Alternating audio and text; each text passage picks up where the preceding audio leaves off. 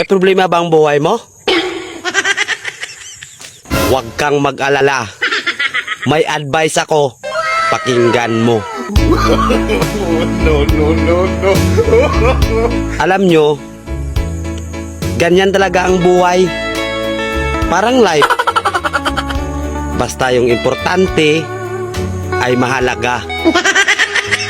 At kung saan ka masaya, dun ka happy. Okay? Basta huwag kang maniwala sa swerte. Kasi malas yun. Minsan ay sometimes, kaya matuto tayong tumanggap ng acceptance. Halimbawa, for example, ang baby ay sanggol.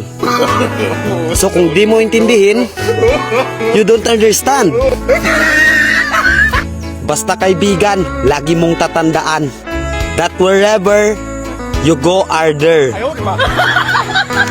At the end of the day, ay gabi na. At alam mo, walang umaga sa Japan. Kasi lahat sila ay hapon.